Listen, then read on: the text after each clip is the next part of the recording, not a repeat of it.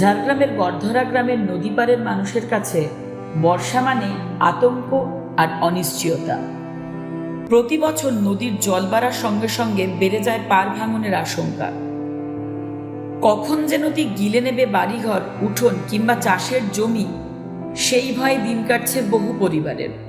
স্থানীয়দের অভিযোগ, বছরের পর বছর ধরে নদী ভাঙনের সমস্যায় জর্জরিত গোটা এলাকা। ইতিমধ্যেই একাধিক পরিবার তাদের বসতভিটা হারিয়েছে নদীগর্ভে। অনেকের চাষের জমিও ক্রমশ নদীতে তলিয়ে যাচ্ছে। ফলে শুধু মাথার ওপর ছাদ হারানোর আশঙ্কাই নয়, বড় সংকটে পড়েছে জীবিকাও। সমস্যা যে নদীর পাড়ে বাড়ি আছে, বাড়ি ভেঙে যাচ্ছে, ঘর সব ভেসে গেছে, ছিল 10-20 ঘর ভেঙে গেছে। আচ্ছা, বন্যার সময়? বন্যার সময় ভেঙে গেছে আর কি। তবে এখন থাকতে হয় বাইরে বন্যার সময় ভেঙে গেলে। কি হলে ভালো হবে? এই যে এখন বাঁধ হয়ে গেলে ভালো হয়, বৃষ্টির আগে। খুব সমস্যায় আছে। একদম নদীর পাড়েই সমস্ত বাড়িগুলো? হ্যাঁ, নদীর পাড়ে সব সমস্ত বাড়ি। কতটা আতঙ্কে থাকতো? প্রচুর আতঙ্কে থাকি, রাতে বিতে ঘুমাতে পারি না। গ্রামবাসীদের দাবি, বারবার প্রশাসনের দ্বারস্থ হলেও মেলেনি কোনো স্থায়ী সমাধান। নদী পার বাঁধানোর দাবি বহুদিনের। অভিযোগ, মাঝে মধ্যে অস্থায়ী কিছু উদ্যোগ নেওয়া হলেও তা বর্ষার জলের তোড় কিংবা ভাঙনের চাপে বেশি দিন টেকেনি। ফলে প্রতি বছরই ফিরে আসে একই আতঙ্ক, একই দুর্ভোগ।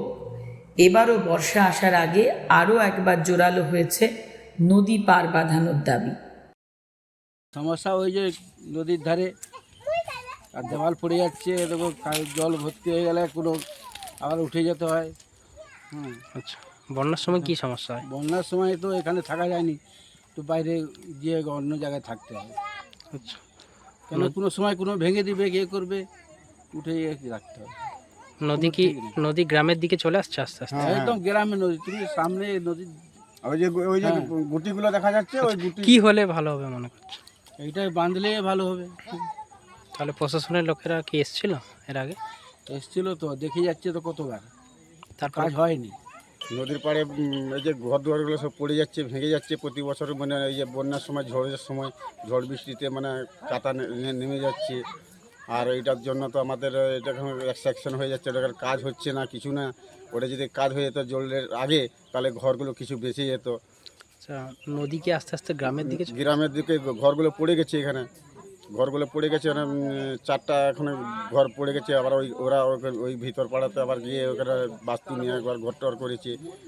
কি করলে সুবিধা হবে আপনার? এটা এই যে বাঁধি ব্যবস্থা করে দিলে একটু ভালো হবে। আর এটা বেঁধে দিলে তাহলে ঘর দুয়ারগুলোও আমরাও থাকতে পারবো শান্তিতে আর কি। প্রশাসনের লোকেরা কি জানাচ্ছে? প্রশাসনের লোকেরা তো আগে এমনি বলেছিল মানে যে হয়ে যাবে, কিন্তু সব তো সেকশন হয়ে গেছে, কিন্তু কাজই হচ্ছে না। তাড়াতাড়ি হলে ভালো। তাড়াতাড়ি হলে বৃষ্টির আগে হয়ে যায় যদি, তাহলে ভালো হবে। তাহলে ঘর দুয়ারগুলো পুরো একটু ঘাস টাস খাবে না আর কি। এই যে যেমন এই পেপার টেপার দেওয়া আছে ঘরের মধ্যে পিছনে। কতটা ভয় থাকতে হবে আমাদের এখানে মানে রাত্রে ঘুমাতে পারি না। স্থানীয়দের কথায়, বর্ষার সময় পরিস্থিতি আরও ভয়াবহ আকার নেয়। নদীর জল বাড়লেই ভাঙনের গতি আরও তীব্র হয়ে ওঠে। আতঙ্কে অনেক পরিবার বাড়িঘর ছেড়ে নিরাপদ জায়গায় আশ্রয় নিতে বাধ্য হন। অজানা আশঙ্কা আর অনিশ্চয়তার মধ্যেই দিন কাটছে নদী পাড়ের মানুষদের। সমস্যা তো কাজ না করলে তো সমস্যায় পড়তে হবে। তৃণমূল সরকার মানুষের জন্য কোনো কাজ করছে না, করবেও না। এরা শুধু পকেট ভরানোর জন্যই পার্টি করছে। এবার যতক্ষণ না বিজেপি আসছে, মানুষ উপকার পাবে না। তাই বিজেপি আসবে 26-এ, সেটা মানুষ ঠিক করে নেবে। টাঙ্গাইল ব্লকের গড়ধারা নদীর তীরে যে পরিবারগুলো আছেন, ওনাদের যা অভিযোগ, প্রশাসনিকভাবে সমস্ত অভিযোগ আমাদের প্রশাসনিক আধিকারিকরা গ্রহণ করেছেন।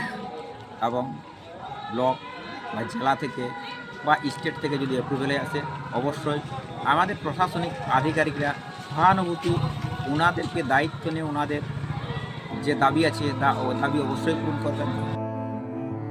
এদিকে নদী ভাঙনকে কেন্দ্র করে শুরু হয়েছে রাজনৈতিক চাপানুতো। গড়ধারার নদী পাড়ের মানুষদের কাছে বর্ষা শুধু একটি ঋতু নয়, বরং এক অজানা আতঙ্কের নাম। প্রতি বছর ভাঙনের ভয়ে রাত কাটলেও স্থায়ী সমাধানের আশায় আজও প্রশাসনের দিকেই তাকিয়ে রয়েছেন তারা।